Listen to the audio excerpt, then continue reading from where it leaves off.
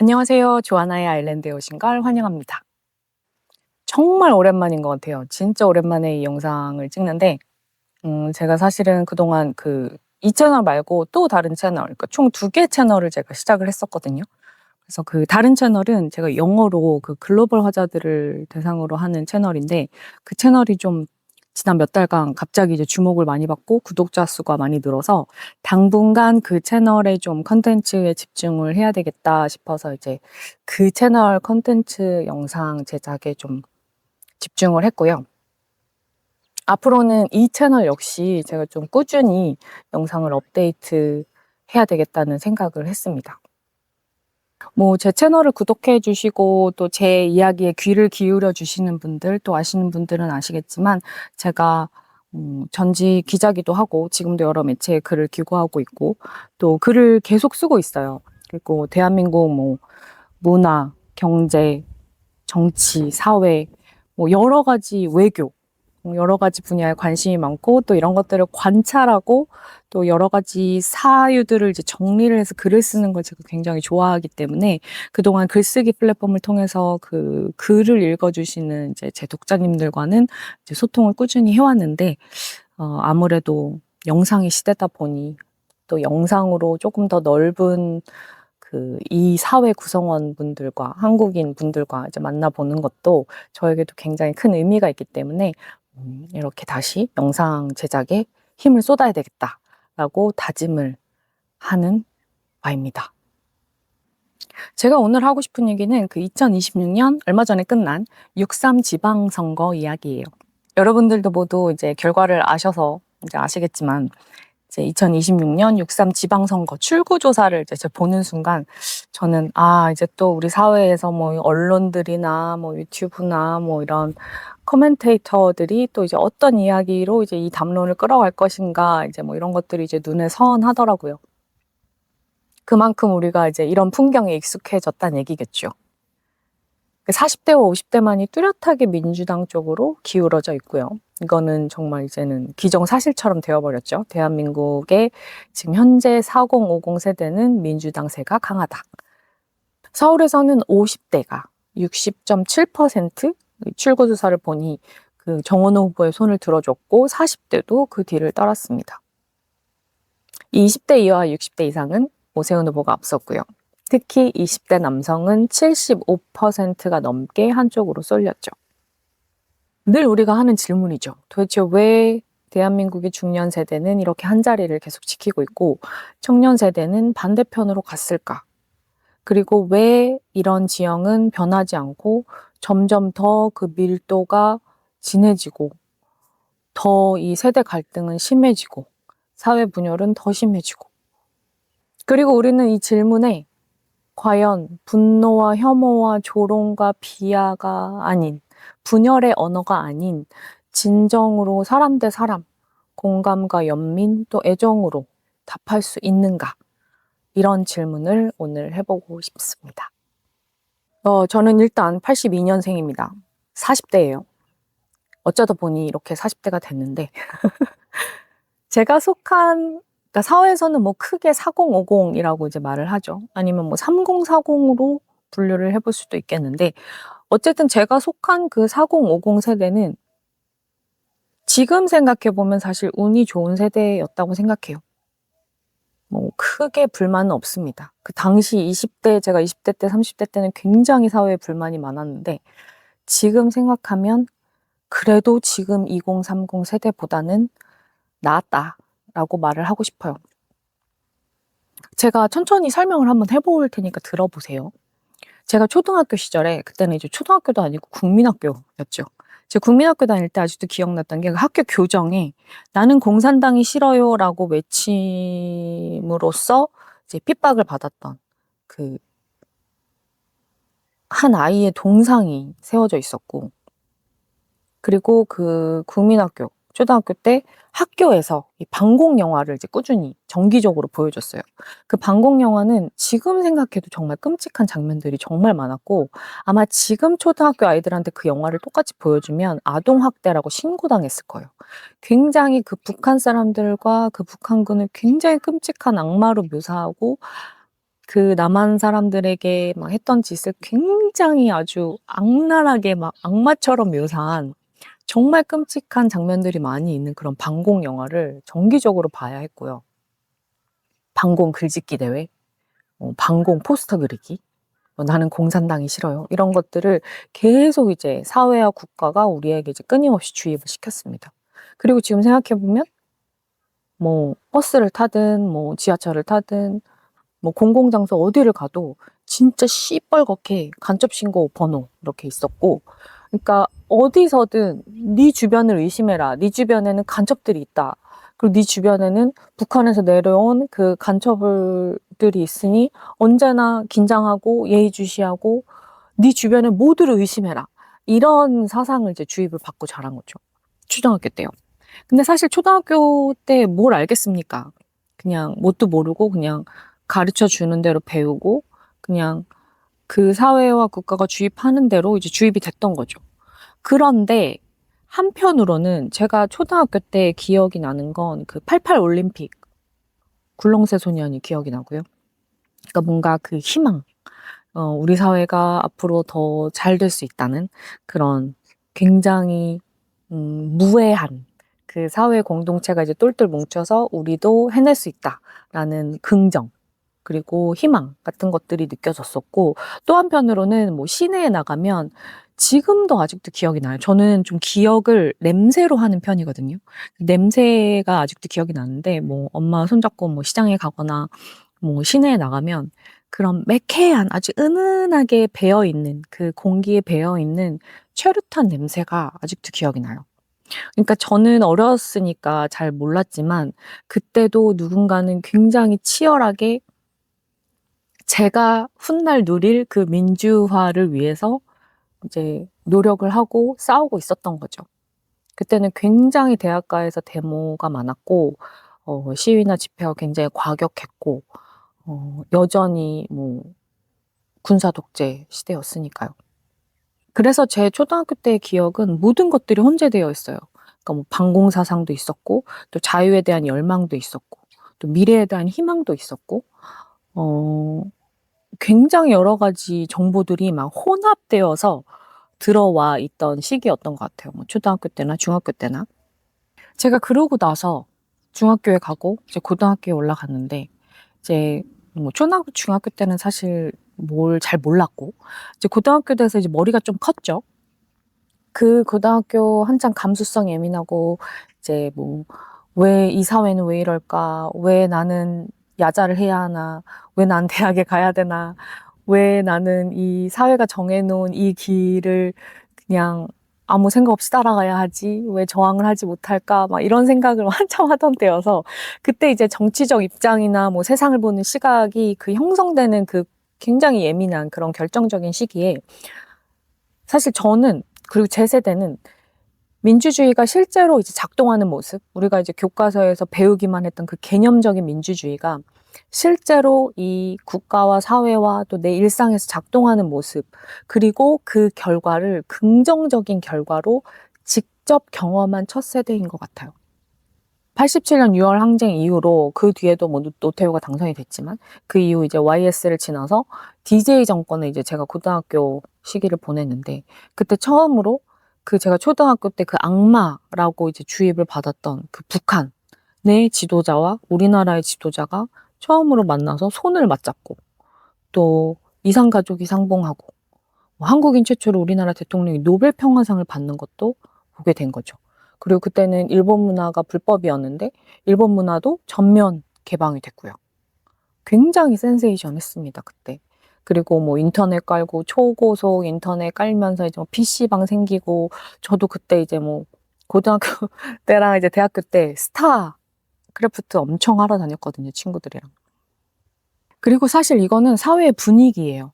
그러니까 제가 어렸을 때부터 초등학교 때부터 이제 뭐 중학교 때까지 이렇게 그 사람들, 어른들을 보면서 이 사회를 보면서 그 느꼈던 그런 분위기와 그 DJ 정권 이후에 그 분위기가 굉장히 달라졌어요. 훨씬 더 활기차졌고 자유로워졌고 조금 더 희망적이어졌고, 그냥 그렇게 저는 느껴졌어요. 그리고 무엇보다 DJ가 이제 한국인 최초로 노벨 평화상을 수상하는 것도 보았고, 그래서 그때까지는 한국은 뭐 후진국이야, 혹은 개발도상국이야, 앞으로 더 노력해야 돼, 우리는 갈 길이 아직도 멀어, 그러니까 스스로 항상 자기 비하를 하던 나라였단 말이죠. 그런데 그때 이제 뭐 88 올림픽 이후에 이제 좀 사회 분위기가 많이 바뀌고 뭐 경제 발전도 많이 하고 이러면서 우리나라도 국제 무대에서 인정받을 수 있다라는 그런 뭐 자부심이라던가 너무 자기 비하에만 이제 갇혀 있지 않게 된 긍정적인 계기였던 시기였던 것 같아요. 뭐 물론 그 이면에 사회의 어두운 이면도 있었지만 전체적으로 큰 그림으로 보면 그렇다는 이야기입니다. 그렇게 제가 고등학교를 마치고 이제 대학생이 돼서 제 생애 첫 투표권으로 노무현이라는 인물을 대통령으로 뽑았어요. 그러니까 저의 첫 대통령은 노무현입니다. 사실 20대에는 정치에 그다지 관심도 없었어요, 저는. 그때는 사실 뭐 지금처럼 SNS가 있던 시절도 아니어서 지금처럼 뭐 젊은이들이 온라인 커뮤니티나 뭐 이런 데에서 뭐 다른 세대와 소통을 하거나 심지어 뭐 요즘 젊은이들은 이제 온라인에서 글로벌 대상으로 뭐 지구 반대편에 있는 그 네티즌과도 소통을 할 수 있는 시대니까요. 근데 제가 20대 땐 그런 게 없었죠. 정치는 정말 그 어른들의 것이었고, 기성세대들만의 것이었고, 그들의 이제 자리 다툼, 권력 다툼, 밥그릇 싸움이었고, 제가 20대 때는 사실 저는 정말 놀고, 방황하고, 사랑하는데 제 온 시간과 에너지를 쏟았습니다. 그래도 노무현은 여전히 저에게, 그리고 우리 세대에 굉장히 상징적인 인물이에요. 제가 당시 그 우리나라 대한민국 사회에 굉장히 비판적이었는데, 노무현이라는 인물, 그 고졸 출신의 서민, 그리고 뭐 그런 정치적 세력이 백그라운드 뒷받침도 없고 누가 밀어주는 사람도 없고 끌어주는 사람도 없는 사람이 정말 말 그대로 대중, 시민들의 지지만으로 대통령이 되는 거를 본 거죠. 와, 이게 되네? 이런 거를 제가 느낀 거죠. 우리나라도 이렇게 될 수 있구나. 우리나라도 정치라는 게 막 썩고 기득권들이 서로 다 권력을 이미 가지고 있는 사람들이 그 권력을 조금이라도 더 가지려고 싸우고 이런 난장판이 아니고 정말 좋은 정치인, 국민을 생각하는 정치인, 나라를 생각하는 정치인이 대통령이 될 수 있는 나라구나. 그리고 이런 대통령을 뽑을 수 있는 시민이 있구나라는 그 인식을 저는 그때 처음 한 것 같아요. 어쩌면 우리나라에, 우리 사회에 희망이 있을지도 모르겠다는 그 아주 신락 같은 그런 긍정적인 경험을 하게 된 거죠. 그런데 노무현 대통령이 되고 나서 또 그가 이제 홀홀단신으로 쌓은 그 대한민국의 기득권은 또 너무 강하고 너무 무자비하고 너무 비열한 거예요. 정말 너무 못됐어요.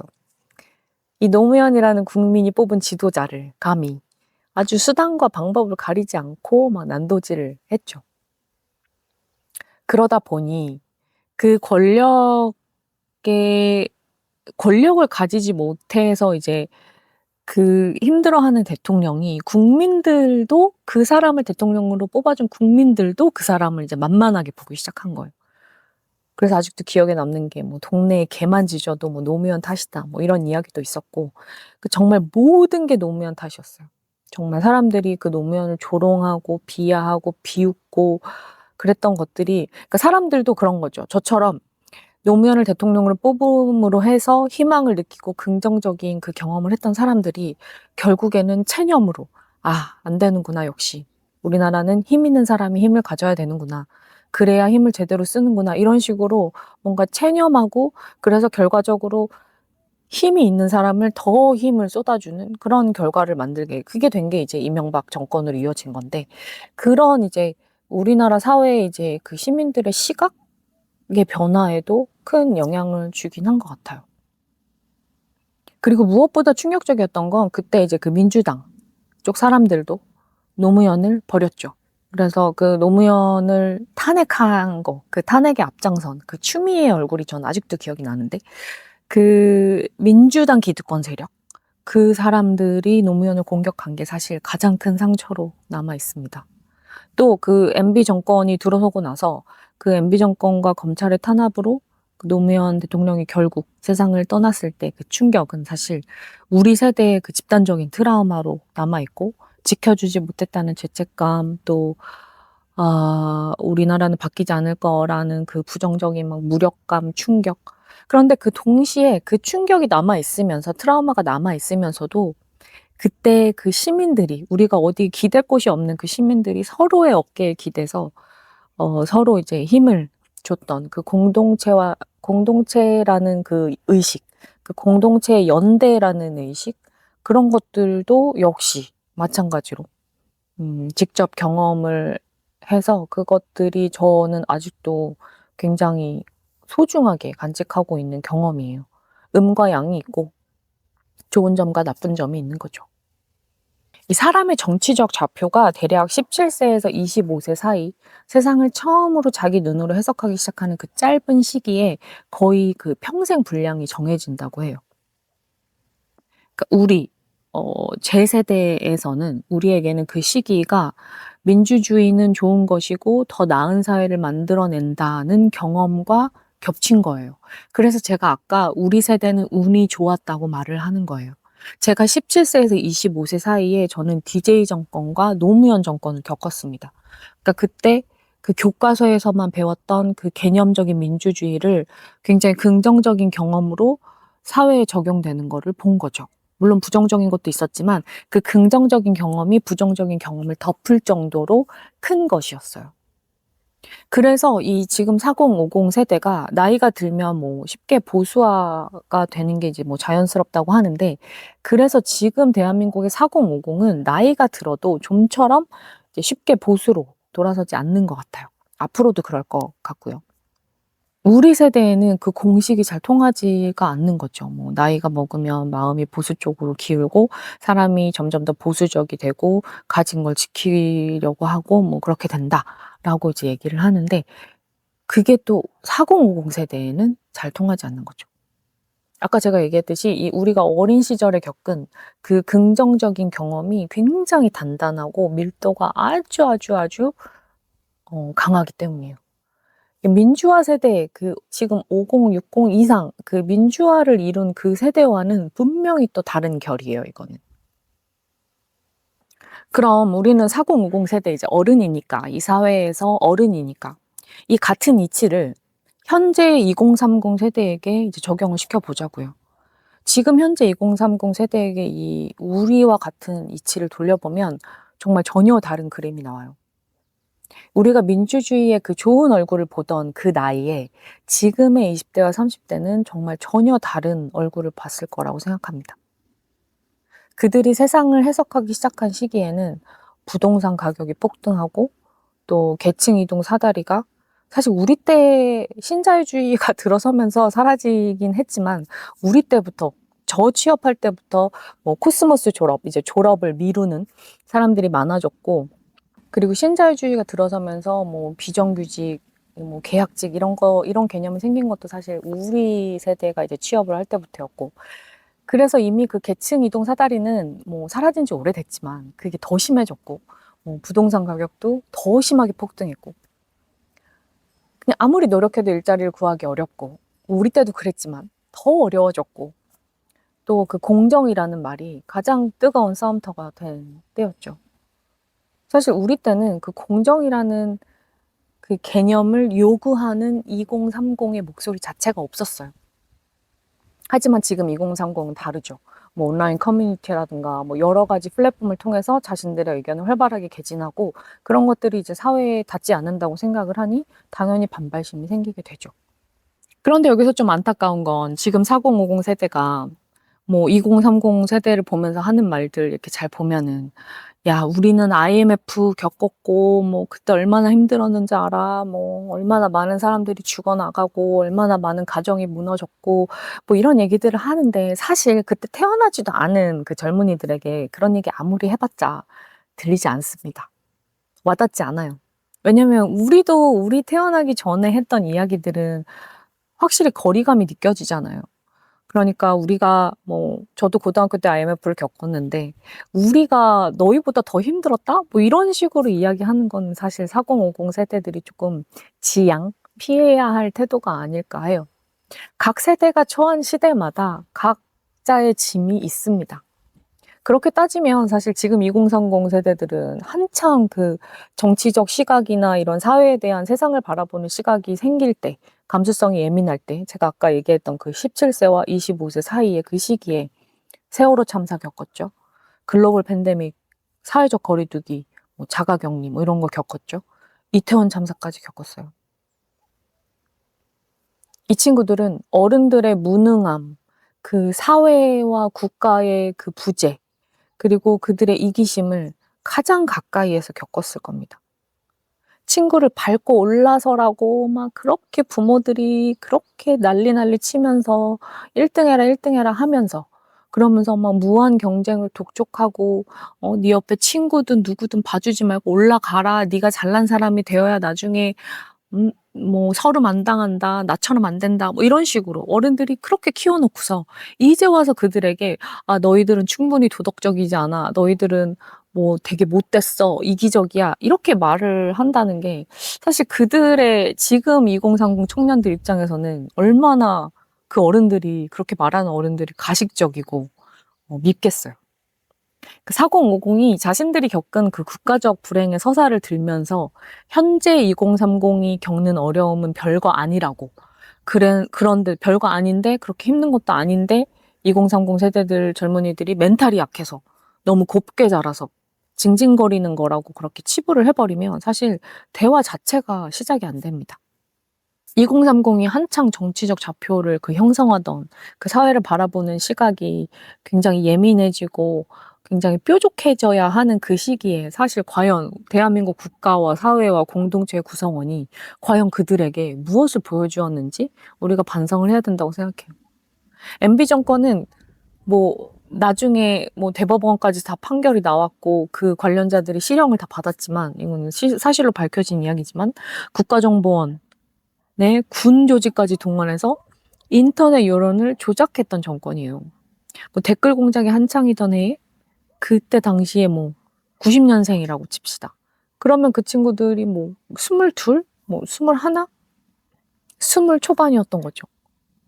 그러니까 정치를 그들이 사회와 정치를 처음으로 진지하게 바라보기 시작한 바로 그 순간에 국가가 그들에게 직접 보여준 본보기가 여론 조작 같은 거였고, 비난, 조롱, 혐오 이런 문화였고, 사회가 보여준 풍경이 어른들이 맨날 그 국회에서 싸우고 서로 욕하고 서로 비하하고 조롱하고 서로 편갈라서 싸우고 토론은 없고 정책도 없고 대안도 없고 그냥 이념 전쟁 이런 것들만 보여줬잖아요.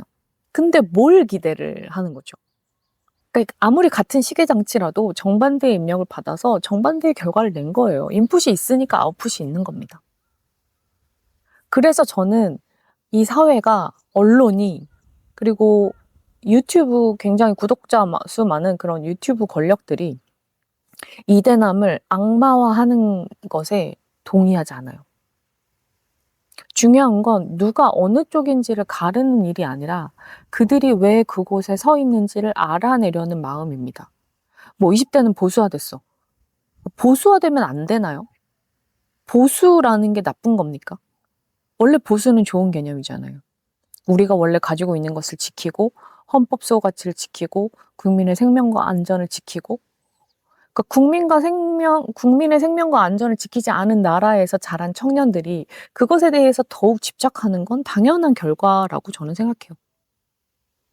중요한 건 누가 어느 쪽인, 야 너는 보수야, 잘못됐어, 민주로 와야 돼, 진보로 와야 돼, 이렇게 말하는 그 구도 자체를 먼저 판을 깔아놓고 어른들이, 이 사회의 어른들이 그래놓고 일단 손가락질부터 시작하는 거예요. 너희들은 보수화됐으니까 나빠. 너희 생각은 틀렸어. 이러면 그 친구들이 대화를 하겠냐고요, 기성세대랑. 정말 우리가 어느 쪽인지를 갈라서 그 자체를 비난하고 조롱하고 혐오하는 게 아니라 그들이 애초에 왜 그곳에 가게 되었는지, 그런 것들을 좀 더 깊게 성찰을 해야 되는 거 아닌가? 이런 생각을 합니다. 물론 뭐 약자를 조롱하고 혐오하고 뭐 이런 문화들이 글로벌하게 전 세계적으로 지금 청년 세대에서 뭐 일어나고 있다. 뭐 이런 연구 결과나 뭐 교수들의 논문들은 굉장히 많아요. 사회적 논문들은. 그런데 사실 이런 것도 뭐 약자를 조롱하고 혐오하는 사람일수록 속으로는 불안을 많이 안고 있고 뭐 피해의식이 많고 그래서 자기의 연약한 부분을 감추기 위해서 그것을 뭐 혐오나 조롱이나 비하로 표현하는 것이다. 뭐 이런 사회심리 연구들도 많은데 사실 불안은 지금 이 시대에 세대와 성별을 불문하고 국가를 불문하고 전 세계 이 지구에 사는 모든 사람들이 겪고 있는 정서라고 생각해요. 그래서 그 말을 쟤들은 그냥 불안해서 그래. 이렇게 그냥 정말 간단하게 진단으로 끝내버리면 그거는 또 다른 방식의 그 청년 세대를 내려다보기가 되는 겁니다. 우리는 안 불안한가요? 기성세대들은 안 불안한가요? 결과적으로 한 세대를 통째로 미성숙한 집단으로 몰아세우는 순간 대화는 시작되기도 전에 끝나요. 그러니까 우리 사회가 굉장히 대화하는 데에 익숙하지 못하다라는 생각이 드는 게 우리 사회는 대화 자체가 시작이 안 되는 것 같아요.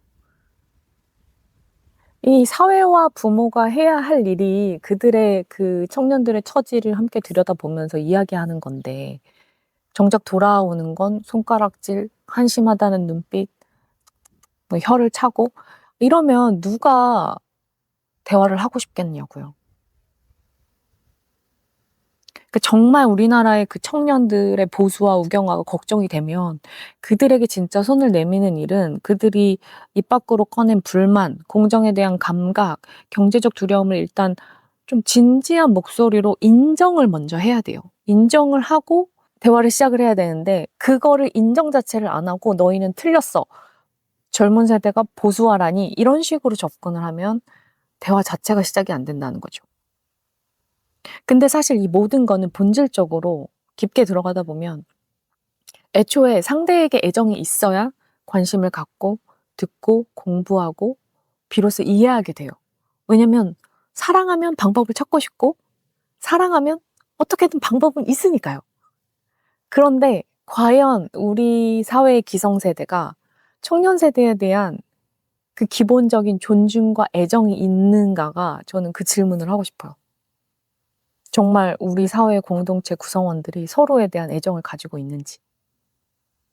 그리고 이게 바로 사회 구성원들 노력을 해야 되지만 정당이 해야 될 일입니다. 이거 민주당이 해야 될 일이라고요. 무조건 한 집단을 악마로 만들어서 밀어내는 거는 정당이 가장 하지 말아야 할 짓입니다. 그러려면 정치를 하지 말아야죠. 이 사회 통합을 하고 이 갈등이 있는 집단들 간의 이 갈등의 분쟁을 법으로 해결하는 거는 사법부가 할 일이지만 그 법을 통하지 않고서도 이 사회적 갈등을 봉합하고 이 사람들과 사람들이 잘 이렇게 섞여서 살 수 있도록 만드는 게 정치고 정당이잖아요. 아닌가요? 그리고 이번 서울시장 선거에서 제가 더 눈여겨본 것은 사실 20대 남성의 쏠림이 아니라 젊은 여성들의 움직임이었어요.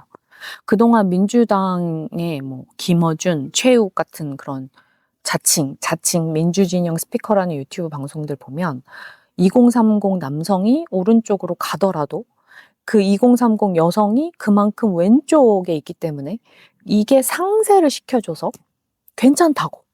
그래서 20대, 30대는 무시해도 된다고 하는 이야기들, 이런 뉘앙스의 이야기들을 많이 하더라고요. 그리고 스스로 안심시키는 거죠. 그 민주당 사람들이나 뭐 민주당 지지자들도 2030 그렇게 신경 안 써도 된다. 왜냐면 얘네는 남성들은 보수화됐고 여성들은 굉장히 민주 진영 쪽이기 때문에 이 둘이 서로 이제 숫자를 상쇄시켜준다. 그러므로 우리에게는 플러스도 아니고 마이너스도 아니다. 이런 생각들을 하고 있습니다. 민주당이 참 한심합니다. 그런데 이번 서울시장 그 세대별, 성별별 뭐 이런 지지도를 보면 그 민주당의 그 안일한 안심이 이제 착각이다. 그 착각에서 깨어나야 한다라는 걸 보여주죠. 이 출구조사를 성별로 갈라서 보면 30대 여성이 오세훈 후보에게 53.6%, 정원호 후보에게 42.8%를 줬어요. 거의 10% 이상 차이가 나죠. 굉장한 거예요. 30대 여성에서 이런 수치가 나온다는 건. 이미 30대 여성들은 무엇이 더 나에게 도움이 되느냐라고 이제 후보를 고르기 시작한 거죠. 왜냐하면 민주당은 20대, 30대 여성들은 이념적으로 생각을 할 거라고 믿어왔는데 그게 아니라는 거예요. 이미 30대 여성들의 마음은 조금씩 오른쪽으로 넘어간 거죠. 20대 여성은 그래도 정원호 후보를 48.5% 정도로 조금 더 지지했지만 30대 여성에 비해서는 그래도 50%가 안 돼요. 오세훈 후보와의 차이는 7% 정도 차이밖에 안 나요. 이 40대, 50대 여성이 민주당 후보에게 보내는 그 단단한 지지와 나란히 놓고 보면 지금 현재 2030, 특히 서울 여성의 그 얇은 우세는 곧 무너질 뚝처럼 위태롭습니다. 사실이에요. 이 젊은 남성의 우경화를 젊은 여성이 상쇄해 줄 거란 이 민주당의 계산은 더 이상 들어맞지 않아요. 회식 자리에서 술은 젊은 여자가 따라야 제맛이지. 이런 말을 하는 사람들이 국회에 있고 또 그 정당에 있고 그 정당의 뭐 보좌관이라든지 뭐 사무원이라든지 뭐 이렇게 일을 하고 있습니다. 그러면서 자기들이 민주진영이라고 해요. 자기들이 진보라고 말을 하죠. 그리고 자기 진영 내에서 성비가 드러나도 피해자를 향해서 여전히 뭐 도리어 네가 꽃뱀이냐, fem이냐 뭐 이런 식으로 비하하고 조롱하면서 되레 적반하장으로 가해자가 화를 냅니다. 뭐 피해자들이 끊임없이 공개적으로 2차 가해를 아주 공개적으로 하죠. 뭐 언론을 통해서든 뭐 유튜브 채널에서든 피해자들을 끊임없이 공개적으로 2차 가해를 합니다. 그 민주 진영이라는 사람들이요. 근데 그런 모습을 지켜본 젊은 여성들이 그 당에 표를 줄 이유가 있겠냐고요. 해마다 줄어들죠. 그런 이유. 민주당 스스로 민주당이 2030 여성들의 지지를 받을 짓을 하지 못한다는 거죠. 그래서 민주당이 그 2030 여성들을 어떻게 했냐, 그 이후에. 언제나 그렇듯이 그 광장의 시민들이 권력을 세워주고 나면 그렇게 세워준 권력은 광장에서 쏟아낸 그 시민들의 그 수많은 요구를 번번이 뒷순위로 밀어요. 그리고 자신들이 원하는 걸 하죠. 그리고 민주당은 표가 필요할 때는 그 2030 여성들을 항상 뭐 사회혁명의 주역이다, 뭐 민주화를 너희가 지켰다, 뭐 너희가 최고다, 막 이렇게 추켜 세우다가 정작 자기 진영의 잘못 앞에서는 여성을 가장 먼저 배제하고 또 입을 닫는 일이 항상 되풀이되고 있습니다. 지금도 그렇고요. 그동안도 그래왔고요. 한 번도 민주당이 제대로 정말 진심을 다해서 2030 여성을 위해서 뭐 정책을 만들거나 그들의 현실을 돌보려고 하거나 뭐 그들의 이야기를 들어보려 하거나 그런 시도는 전혀 보지 못한 것 같아요. 2030 표를 얻기 위해서 뭐 페미니즘을 위한 뭐 성평등을 위한 어쩌고저쩌고 하면서 뭐 시도를 한 적은 많았는데 사실 그 정책에 대해서 깊이 돌아보지 못하고 그리고 또 그 정책을 내므로 인해서 그 2030 남성들이 느끼게 될 소외감이라던가 그걸로 촉발될 또 갈등이라던가 그런 걸로 인해서 오히려 더 2030 여성이 혐오의 대상이 되게 만든 굉장히 잘못 접근한 정책들은 많았죠. 그게 문재인 정권에서 그 성별 젠더 갈등이 더 심해진 이유기도 하고요. 제대로 모르고 정말 제대로 모르면은 정말 어설프게 건드리면 안 돼요.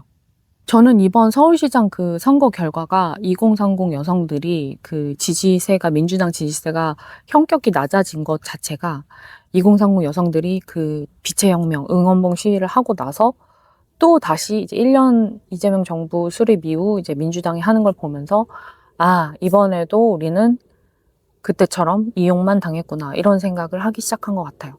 그 사인이라고 생각해요. 뭐 촛불혁명, 빛의 혁명 이 두 번의 광장을 겪은 이 젊은 여성들이 품게 된 이 마음이야말로 지금 민주당이 가장 뼈아프게 들여다봐야 할 자리라고 저는 생각을 합니다. 사람을 표로만 셈하는 정치 그리고 2030 여성은 이미 잡아둔 집토끼다. 그러니까 아무것도 안 해도 된다. 그들은 우리가 뭘 해도 결국 우리를 찍는다. 이렇게 생각하면 끝내 그 사람들에게 버림을 받게 되어 있어요. 문제는 민주당이 이해하고 공부해야 할 대상이 2030뿐만이 아니라는 데 있어요. 이 민주화를 이뤄낸 586 세대, 우리보다 이제 훨씬 윗세대죠. 이 세대는 지금 우리 사회의 기득권이 됐죠. 한때 진보와 정의를 외쳤던 그들이 30년을 지나면서 자산과 권력을 쥔 집단이 되었다는 이 모든, 사회 모두의 비판은 대한민국 사회에 이제 누구나 입에 올리는 상식이 되었습니다. 기정사실이 되었죠. 아무리 그들이 부정해도 소용없어요. 이거는 사실이에요. 그 운동권 시절에 민주화 운동하고 반미 운동했다 이런 사람들이 그 중에 이제 적지 않은 인사들이 민주당 주류 기득권 세력이 된 뒤에 정작 자기 자식은 별의별 과외 다 시켜가지고 쪽집게 과외까지 시켜가지고 서울대 보내고 의사 판검사 시키고 미국에 유학 보내고 거기서 애 낳고 시민권 따게 하고 난리도 아닙니다. 부동산 투기 막겠다고 하면서 그럼 다주택자 투기를 목적으로 집 갖고 있는 그 공직자들 집 팔라고 그렇게 요구를 했더니 의원들 일부나 공직자들 중에는 정작 자기 집을 파느니 그 공직에서 물러나는 쪽을 택하는 사람들도 있어요. 좋다 이거죠. 인간이 욕망을 따르는 건 당연해요. 민주주의 사회에서, 자본주의 사회에서. 그러면 적어도 정의와 공정을 외치진 말아야죠. 세상에서 가장 청렴한 듯 굴면서도 대선 주자로도 이름까지 올리면서 그런 인물은 자녀 입시 비리에 문서 위조에 여러 가지 연루되어서 대법원에서 실형 선고 받았습니다. 유죄예요. 죄가 없어진 게 아니에요. 사면됐다고 죄가 없어지는 건 아니에요. 그거를 두둔하다 보면은 박근혜, 이명박이 사면돼서 지금 돌아다니는 것도 인정을 해줘야 되는 건가요? 그리고 피해자들이 2차 가해를 호소하면서 당을 떠나고 있는데 내가 피해를 당했다고 그 2차 가해를 감수하면서까지 그걸 폭로를 했는데 그 용기를 정말 짜내서 폭로를 했는데 그 성비위 사건의 처리를 책임지고 물러난다고 했던 사무총장을 석 달 만에 당의 요직으로 다시 불러왔어요. 이게 지금 2026년 현재 대한민국 민주진영에서 일어나고 있는 일의 현실입니다. 그 비판의 한가운데에 조국이라는 인물이 있죠. 누구보다 크게 공정을 외치던 사람이 자기 자식 문제에서 그 말을 스스로 배신했을 때 문제는 무너진 건 그 한 사람만의 평판이 아니었어요. 민주당도 무너졌죠. 민주당을 상징하는 그 고고한 신념, 이념 이런 것들이 무너졌죠. 그리고 우리 사회 자체에서 이 공정이라는 단어가 굉장히 아무것도 아닌 게 돼버렸어요. 그냥 그 공정이라는 단어 자체가 오염이 돼버렸어요. 공정이라는 단어가 우스워졌어요, 이제 민주당은 공정과 정의를 입에 올릴 때마다 그 단어가 자기 스스로 발목을 잡고 있는 거예요. 왜냐? 사람들은 민주당이 공정과 정의를 입에 올릴 때마다 비웃으니까요. 민주당의 위선은 국민의힘의 노골적인 악행과는 또 다른 방식으로 위험합니다. 이 대놓고 나쁜 짓을 하는 쪽은 적어도 거짓말을 보태지는 않아요. 그런데 이 도덕을 독점하면서 그 도덕을 어기는 쪽은 사람들이 정의라는 말 자체를 믿지 못하게 만듭니다. 우리가 함께 이 공동체가 살아가는데 이 공동체 구성원 간에 꼭 필요한 신뢰의 밑도를 빼가는 것과 같죠. 이 촛불을 들고 광장에 섰던 시민들이 박근혜를 끌어내리면서 문재인 정권에 요구한 것은 분명했습니다. 검찰, 언론, 사법, 정치, 사회 개혁하라. 국민들이 밀어줄 테니 두려워하지 말고 무소의 뿔처럼 가라. 그리고 그때는 분명 민주당에서 돌아선 그 이대남들도 민주당과 문재인을 지지했어요. 문재인 정권에서 그 요구가 단 하나도 이루어지지 않았다라고 말할 수는 없어요. 어쨌든 공수처가 그때 만들어졌고 검찰과 경찰의 수사권도 손을 좀 봤죠. 윤석열 정권에서 다 원상복구되긴 했지만 하지만 문재인 정권의 개혁은 절반에서 멈췄거나 오히려 거꾸로 가는 결과를 낳았던 것 같습니다. 결과적으로요. 검찰을 손보겠다면서 벌인 그 조국 사태가 도리어 윤석열이라는 검찰총장을 전국적으로 큰 정치 스타로 키웠죠. 그리고 그 사람이 훗날 대통령이 되어 끝내 군대를 동원해서 국회로 향하는 자리까지 가게 된 거고요. 시민이 검찰의 힘을 줄이라고 명령했더니 그 명령을 이 문재인 정권이 처리하는 과정에서 검찰의 힘을 가장 잘 쓰는 사람이 그 권좌에 오르게 도와준 거죠. 판을 깔아준 거죠. 문재인도 어쩔 수 없이 자기가 대통령이 되고 보니 이 검찰의 칼이 자신의 것이 되고 보니 이 권력의 유혹을 끝내 물리치지 못한 것 같아요. 이 날카로운 검찰의 칼이 막상 내 것이 되니 좋거든. 쓸 데가 많거든. 문재인 정권의 문제는 개혁을 안 한 것이 아니라 그 형식만 갖추면서 겉으로는 굉장히 우아하고 고고한 척하면서 끝까지 애초에 밀어붙일 의지가 없었다는 데 있습니다. 그리고 그것을 국민들이 모두 알아챘다는 거고요. 그리고 절반에서 멈춘 개혁은 안 한 개혁보다 더 위험할 수 있다는 걸 우리는 배웠죠. 그때 국민들이 문재인 정권에 요구했던 건 막 강한 권력으로 상대를 막 짓밟으면서 막 MB 정권이 했던 것처럼 강압 수사를 하고 막 불법 수사를 하라는 게 아니었어요. 그게 뭐 MB 정권이 노무현에게 들이댔던 그 칼날이기도 했고, 또 우리가 가장 미워하고 우리가 하고 싶지 않은 방식이기도 했죠. 괴물과 싸우는 자는 괴물이 되어선 안 됩니다. 문재인 정권은 거대한 국회 의석과 압도적인 국민적 지지율의 힘으로 할 수 있었어요. 합법적인 틀 안에서 제도 자체를 제대로 바꾸는 일을 얼마든지 할 수 있었어요. 그런데 안 한 거예요. 대한민국 역사에서 다시는 볼 수 없는 그 지지율 숫자가 문재인 정권 초기에 정말 많은 국민들의 힘을 실어줬습니다. 모든 국민들이 굉장히 희망에 부풀었고, 아, 이건 정말 우리 사회가 정말 이 뿌리부터 바꿀 수 있는 정말 절호의 찬스다. 이렇게 생각을 했던 그 사회 분위기가 저는 기억이 나거든요. 이 촛불의 힘으로 70%가 넘는 국민 지지율 속에서 오직 그때만 할 수 있는 일들이 있었어요. 그때만 밀어붙일 수 있는 개혁들이 있었어요. 하지만 문재인은 끝내 뭐 어떤 심리학자가 착한 아이 컴플렉스라고 얘기를 하던데, 정말 착한 아이 컴플렉스에 걸린 것처럼 욕먹기도 싫고 자기 손에 피 묻히기도 싫고 흙 묻히기도 싫고, 그래서 결국 모든 것에 미적거렸어요. 뭐 세월호 참사 진상 조사도 제대로 안 됐고요. 그러니까 뭐 문재인 정권이 뭐 권력을 함부로 쓰지 않으려고 절제를 한 거다, 뭐 이렇게 얘기하는 분들이 있던데, 이거는 권력을 함부로 쓰지 않으려고 절제의 미덕을 부렸다? 이런 것과는 전혀 결이 다른 얘기입니다. 이 둘을 구분할 줄 아는 게 바로 어른의 정치예요. 저는 민주당 당원도 지지자도 아니에요. 차마 국민의힘에 표를 줄 수는 없어서 민주당에 표를 주는 경우가 많을 뿐이죠. 노무현의 당이었기도 했고, 현재는 또 이재명 대통령의 소속 정당이니까 애정이 아예 없는 건 아닙니다. 그래도 그나마 그 상대 당과 비교했을 때 그래도 좀 국민과 훨씬 거리가 가까운 서민 출신의 그런 분들이 어쨌든 대통령으로 배출이 된 당이기도 하니까요. 그런데 민주당의 가장 큰 문제는 민주당이 최선이 아니라 차악이라서 뽑는 사람들이 너무 많다는 거예요. 국민의힘은 대놓고 나빠요.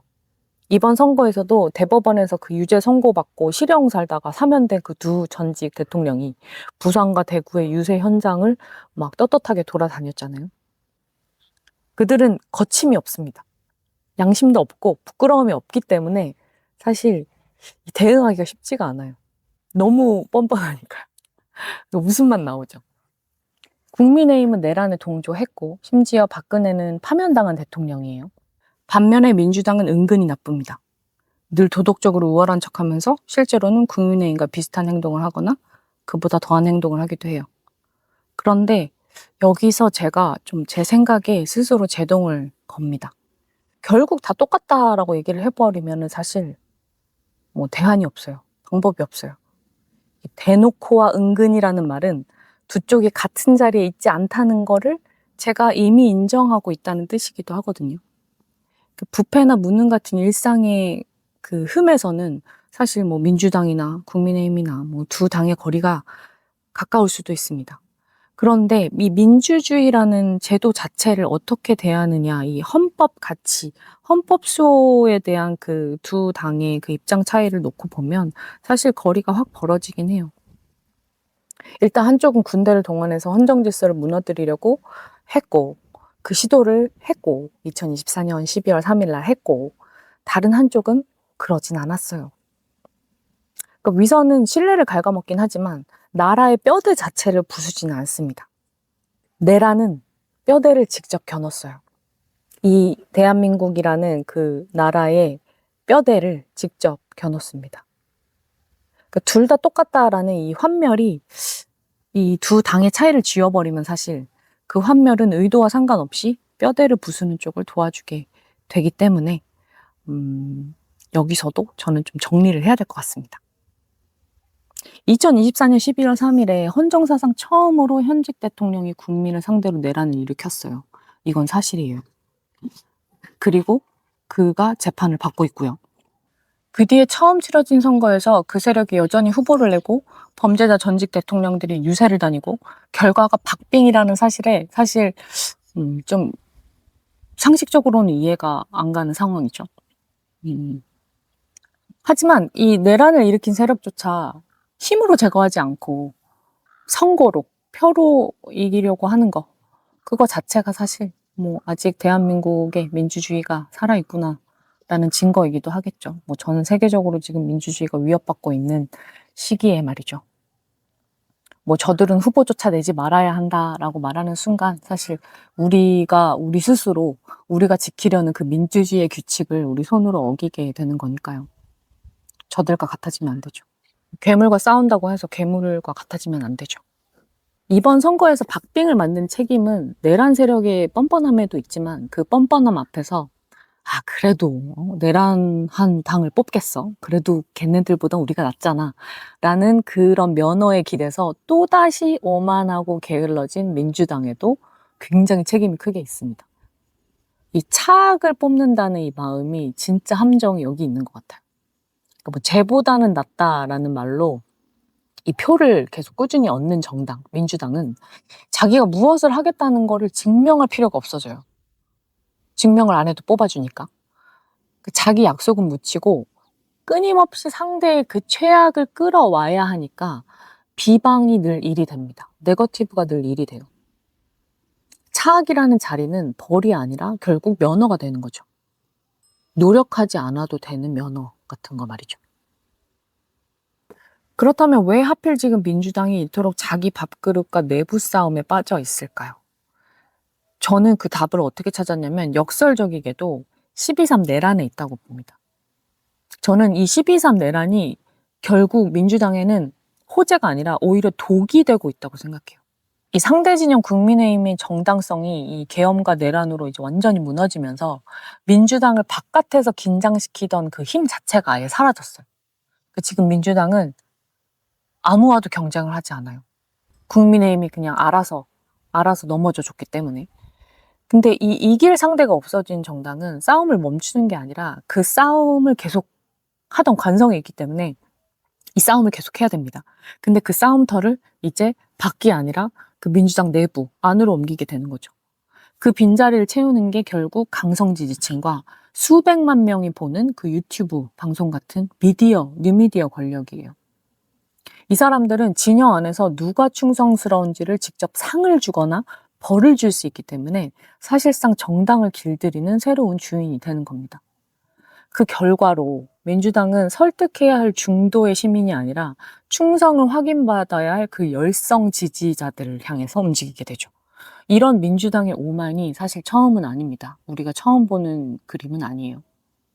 그 박근혜 대통령 탄핵됐을 때 민주당에서 그때 뭐 한참 막 문재인 정권 들어서고 나서 뭐 높은 국민적 지지를 받고 있을 때 말 그대로 민주당이 가장 강해 보이던 시절에 20년 장기 집권을 공언했습니다. 민주당이. 앞으로 20년 동안 국민의힘이 집권할 일은 없다. 그리고 얼마 지나지 않아서 문재인 정권은 윤석열에게 정권을 넘겨줬죠. 자만은 위기보다 패배에 더 가까이 있는 법입니다. 그런데도 내란 이후에 민주당에서는 또다시 앞으로 수십 년 민주당의 장기 집권할 것이다. 이런 말을 해요. 그 최근에 뭐 최근도 아니죠. 뭐 근 1-2년 사이, 그러니까 뭐 내란과 이재명 대통령 그 대통령 취임 그 이후 지금까지 가장 또렷하게 드러나는 장면들이 있죠.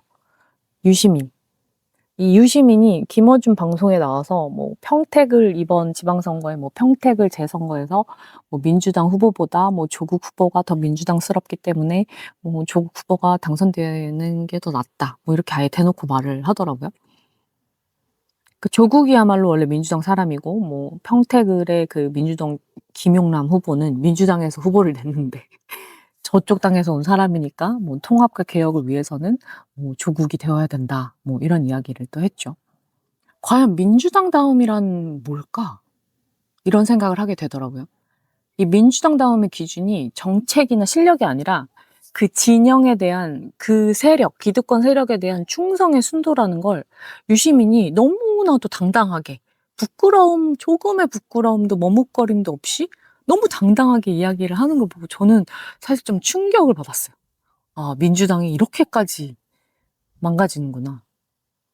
이미 각종 비리와 불법, 불공정으로 오염된 그 조국이라는 인물의 잘못을 절대로 인정하지 못하겠다고 선언을 다시 한번 한 거죠. 이 유시민이라는 사람의 입을 통해서. 무엇보다 절망적이었던 건 대한민국의 집권당이자 거대 야당의 방향이 뭐 국회라던가 뭐 민주당 그 큰 당에서, 그 거대 여당에서 그 당 공식 기구나 뭐 지도부 뭐 이런 걸 통해서가 아니라 그냥 유튜브 방송에서 사실상 정리가 되고 있다는 사실이에요. 그러니까 그 당의 뭐 열성 지지자에게 응답하는 단계를 지나서 그냥 그 열성 지지자의 사령탑인 김어준이라는 사람이 당 지도부와 열성 지지자들에게 이제 길을 지시하는, 어떻게 해야 될지 뭐 지시하는 단계까지 이르른 거예요. 어떻게 이렇게 되도록 놔두죠? 민주당은? 그들이 원하지 않고서는. 무슨 성골진골 따지는 것도 아니고 성골진골 같은 그런 신분, 혈통, 출신, 충성의 순도만을 따지는 그런 구태 정치가 민주당에 다시 돌아왔는데 결국 가장 억울하게 핍박받았다고 여겨지는 인물 조국을 가장 높은 자리로 밀어 올리려고 지금 노력을 하고 있는 것 같더라고요. 그 문제는 그 인물인 조국이야말로 중도층이나 무당층 시민이, 저 같은 중도층이나 무당층이지만 그래도 국민의힘은 아니지라고 생각하는 사람들이 가장 싫어하는 얼굴이 또 조국이에요. 가장 모순된 인물이라고 생각하는 게 조국이라고요. 이렇게 정당은, 민주당은 자기 손으로 또 다음 패배를 준비하고 있는 것 같습니다. 그러니까 윤석열의 그 12.3 내란은 민주당에게 위기가 아니라 어쩌면 가장 위험한 선물이었는지도 몰라요. 책임지지 않아도 되는 우위, 경쟁하지 않아도 되는 권력이라는 선물을 민주당은 지금 받은 것 같지만 사실 그게 선물이 아닐 겁니다. 이 선거는 각 정당이 자기 지지층을 최대한 이제 결집시킨 뒤에 저 같은 이 무당층이나 중도층을 설득해서 그 표 차이로 이기는 싸움이잖아요. 그 기준으로 보면 민주당은 내란 이후, 12.3 내란 이후에 처음 치러진 이번 전국 단위 선거에서 사실상 진 겁니다. 졌어요. 결집은 했지만 설득에는 실패했죠. 저 같은 뭐 중도층이나 무당층을 설득하는 데는 실패했습니다. 그런데 이상한 일이죠. 설득에 실패하고도 뭐 당 지도부라던가 김어준이나 유시민은 굉장히 태연해 보입니다. 왜일까요? 여기서 질문을 뒤집어 보죠. 민주당의 승리를 정말로 바라는 사람은 누구이고 승리보다 더 원하는 것이 따로 있는 사람은 누구일지. 김어준, 유시민, 조국. 뭐 그 뒤에 더 인물들이 있겠죠. 더 깊게 파고 들어가다 보면. 이 세 사람의 영향력이 가장 부풀어 오른 시기가 민주당이 권력을 쥔 때가 아니었어요. 윤석열이라는 강력한 적이 있던 그 민주당이 야당이던 시절이었습니다. 그때 김어준 프로그램의 시청률이나 뭐 구독자 수가 가장 많이 올랐고요. 아마 매출도 많이 올랐을 거예요. 특히 12.3 내란 전후해서요. 그러니까 싸울 적이 클수록, 그러니까 적이 크고 선명할수록 그 지지층은 뜨거워지고 뭉치고 그 뜨거운 지지층을 향해서 말하는 사람들의 몸값이 올라가죠. 그 스피커들의 그 말과 그 몸값이 올라갑니다. 그런데 가장 큰 문제는 현재 이재명 정부는 그 유시민, 조국, 김어준 이런 사람들에게 그리 호락호락한 상대가 아니에요. 이재명은 문재인 정권 때처럼 그 문재인 정권 인사들처럼 그들의 뜻대로 움직여줄 사람이 아니라는 거를 이 사람들은 너무 잘 알고 있습니다. 그렇다면 그들에게 정말 중요한 건 민주당의 집권이 아니라 지금 이 상황에서는 민주당 안에서의 자신들의 영향력, 즉 패권, 권력을 장악하는 것이겠죠. 이 가정을 깔고 보면 이 흩어져 있는 조각들이 하나의 그림처럼 맞춰집니다. 이건 제 생각이에요. 충성층, 그 민주당 충성층, 강성 지지층의 그 순도를 끌어올리려면 그 정치는 끊임없이 적을 지목해야 합니다. 근데 지금 12.3 내란으로 윤석열이 알아서 이제 자빠져줬기 때문에 이제 윤석열이라는 거대한 악은 사라졌어요. 그래서 그 김어준 프로를 보면 2030 남성은 민주당, 김어준, 최욱 뭐 이런 유튜브 보면 끊임없이 악마되고 언제나 잠재적 적으로 주목이 됩니다. 그리고 내쳐지죠. 밀어내줘요. 그리고 그들이 빛의 혁명의 주역이라고 치켜세웠던 그 2030 여성들은 정작 자기 진영 안에서 벌어진 성비위 앞에서는 같은 크기의 목소리가 나오지 않는 것을 보면서 또 한 번 이용당했다는 마음으로 조금씩 돌아서고 있어요. 그리고 뭐 2030 여성들을 위한 정책이라던가 뭐 정말 그들을 위하는 뭐 진정성이라던가 마음 같은 것도 안 느껴지고요. 한편 국가나 사회로부터 뭘 받은 것도 사실 빚진 것도 없어요. 이 우리 같은 세대, 3040. 그러니까 우리는 민주화 세대도 아니에요. 그런 우리 같은 3040 세대들은 사실 그 5060, 그 민주화 세력에 대한 부채의식이 없기 때문에 그들의 선동에 더 빨리 시들해집니다. 조국은 평택을 후보로 거의 막 수십억 원대 재산을 신고했고요. 그러면서도 자기들은 강남의 그 부유층들을 향해서 굉장히 날을 세웁니다. 그 사람들을 막 사람 같지도 않게 봐요. 무슨 범죄자 취급을 해요. 그러니까 유권자들의 눈에는 그런 모순이 가장 먼저 들어오는 거예요. 저도 그렇고요. 그런데 강남의 부유층들은 어차피 조국 사태가 벌어지기 이전부터도 뭐 원래 민주당을 그냥 내로남불의 화신으로 여기기 때문에 눈길도 주지 않았죠. 그러니까 어차피 민주당은 버리는 표라고 생각하는 사람들입니다. 그렇게 대부분의 사회 집단을 하나씩 떨궈내는 거예요. 이들이 원하는 건. 그리고 이들이 마지막까지 남기려고 하는 건 바로 그 위대한 586, 5060 세대입니다. 민주화의 영광을 자기 정체성으로 삼고 그 시절에서 좀처럼 헤어나오지 못하는 사람들, 혹은 그 영광을 동경하는 사람들 말이죠.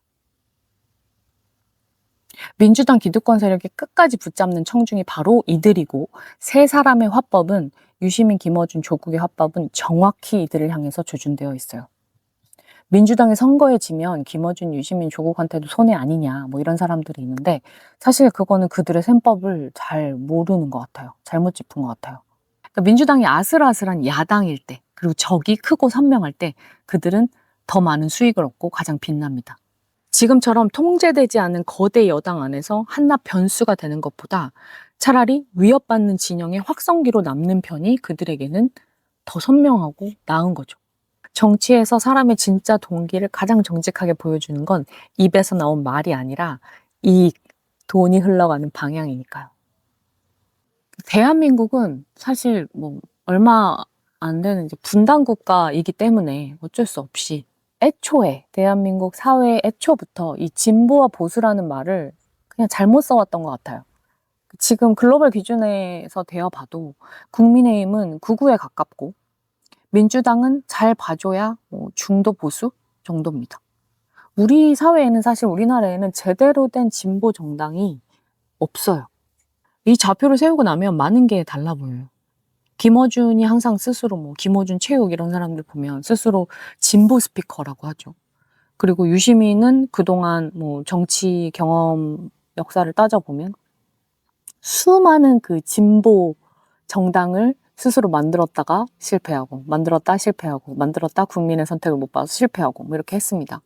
조국이 조국혁신당이라는 이름으로 아무리 약자와의 동행을 외치고 사회 대개혁을 외쳐도 저에게는 그들이 진보로 보이지 않아요. 진보란 원래 가장 약한 사람의 자리에 서서 세상을 보는 태도를 말하는 거잖아요. 그들의 행동이 어떻게 진보입니까?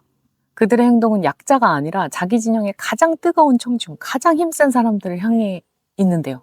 그리고 가장 힘세지려고 노력하는 사람들이고요. 저에게 그들은 진보도 보수도 아니에요. 보수도 아닙니다, 그들은. 중도도 아닙니다. 그냥 그들은 정치를 밥벌이의 수단으로 삼고 부풀어 오른 자아의식을 즐기는, 자아를 즐기는 그럴듯해 보이는 사업가에 가깝습니다. 그들에게 진보라는 간판은 그냥 잘 팔리는 상품일 뿐이에요. 만약에 이 진보라는 상품이 더 이상 팔리지 않으면 그 사람들은 언제든 간판을 바꿔 끼울 수 있습니다.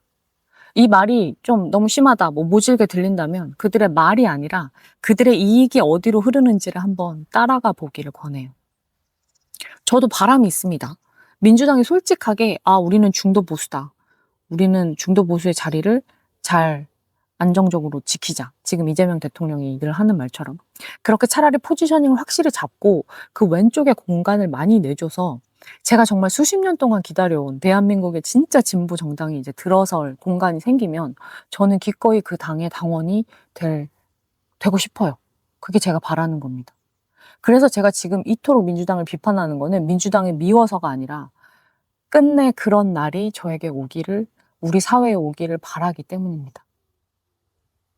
민주주의를 이룬 세대가, 그리고 그 세대가 만든 정당이 어느새 사회의 구태와 기득권이 되어서 그들이 그토록 비판하던 이들과 닮아가고 있어요. 괴물과 싸우는 자들이 결국 끝내 괴물이 되고 만 거죠. 민주당 그 정청래 대표가 이번 지방선거에서 대승을 거뒀다고 선언하더라고요. 더 위험합니다. 이 쉽게 이긴 권력이 가장 먼저 잃는 능력이 자기 자신을 의심하는 능력이거든요. 자기 자신을 의심하지 못하는 사람도 정당도 결국 같은 자리에서 넘어지게 됩니다.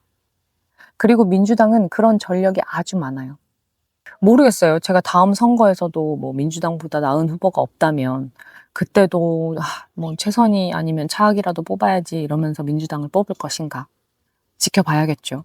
하지만 그 표에 제가 설령 정말 최선이 없어서 차악으로라도 뭐 민주당을 뽑을 수밖에 없다 해서 민주당에 표를 주게 된다면 적어도 도덕적인 면죄부는 거기에 한 톨도 얹지 않을 겁니다. 최선이 없을 때 차악을 고르되 그 차악에게 잘했다고 박수 쳐주지는 말아야 되겠죠. 이게 제가 환멸에 무너지지 않으면서 너무 그 냉소주의에 빠지지 않으면서 이 환멸을 안고 살아가는 이 대한민국 시민의 하나의 방법이라고 저는 믿습니다.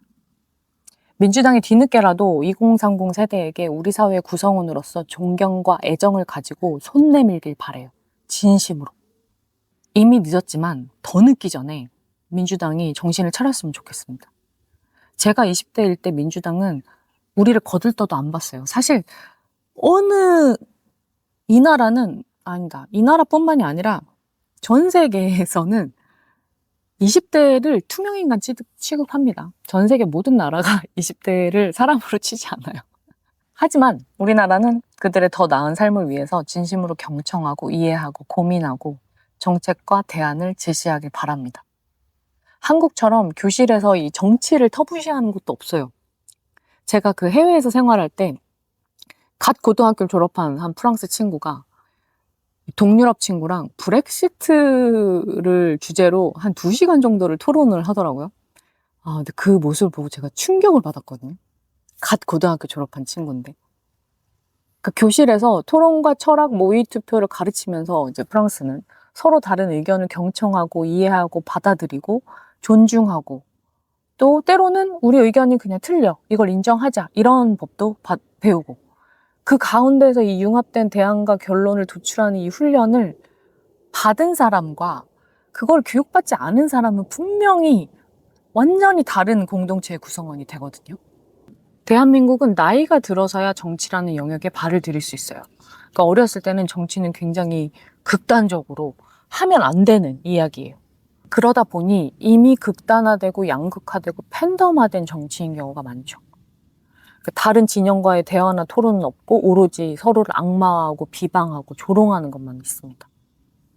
뭐 민주당원이라고 하시는 분들, 뭐 민주 지지자들이라고 하시는 분들, 민주 시민이라고 하시는 분들의 태도 역시 저를 포함해서 바뀌어야 된다고 생각해요.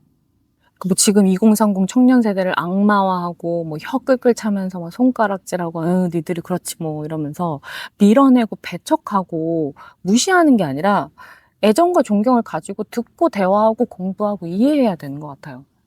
그러니까 2030 세대를 그렇게 키우고 교육시킨 게 바로 자신들, 우리들이 아닌지 반성하고 돌아봐야 하지 않을까요? 우리 사회 자신부터 여러분부터, 저부터 청년들에게 정말 좋은 어른이 되어 주었는지 생각을 해봐야 될 것 같습니다. 저는 20대 때 정말 방황을 많이 하고 이 사회와 나라에 굉장히 불만이 많았는데, 그리고 가장 큰 불만은 지금 생각해도 저한테는 좋은 어른이 없었어요. 좋은 어른이라는 그 롤모델이 없었어요. 물론 저희 아버지를 정말 존경하지만 저희 아버지? 뭐 저희 부모님 말고는 우리 사회에 정말 내가 기댈 수 있는, 그리고 언제든지 조언을 구할 수 있는 어른이 많지 않았어요. 대부분의 어른들은 뭐 부동산, 주식, 뭐 돈, 아파트, 뭐 1등, 서울대, 뭐 어느 대학 나왔냐, 어느 대학 갈 거냐, 뭐 할 거냐, 직업은 뭐냐, 아빠는 뭐 하시니, 이런 어른들밖에 사실 없었어요. 그렇다면 우리가 20대 때 그런 좋은 어른에 목말랐다면 우리는 과연 지금 좋은 어른이 되었는지 생각해 봐야 하지 않을까요? 그리고 제가 20대 때 했던 생각이지만, 저는 20대 때 40대, 50대를 살아보지 못했잖아요. 근데 40대, 50대들은 20대를 살아봤잖아요. 그러면 더 나아야죠. 그들의 그때를 살아본 사람들이 더 이해하려고 노력을 해야죠. 좀 더 나은 어른이 되려고 노력을 해야죠. 그게 진정한 어른 아닌가요? 다시 아까 했던 이야기로 돌아가면, 애초에 애정이 없으면 이해도 없고 이해가 없으면 좋은 비판도 없어요. 가장 아프게 묻는 사람은 미워하는 사람이 아니라 가장 사랑하는 사람입니다. 저는 한국에서 나고 자랐지만 또 해외 생활을 오래 하고 다시 한국으로 돌아와서 누구보다 한국인을 사랑하고, 또 이 나라가 더 나아지기를 바라기에 이 나라에서 가장 큰 여당인, 집권당인 민주당에 묻습니다. 당신은 당신이 지켜낸 것을 주장할 자격이 있나요? 조하나의 아일랜드였습니다. 제 영상이 마음에 드셨다면 좋아요와 구독으로 응원해 주시고, 우리는 다음 시간에 여기서 다시 만나요. 그럼 그때까지 나만의 위도에 꼭 맞는 섬에서 편안히 머무르세요.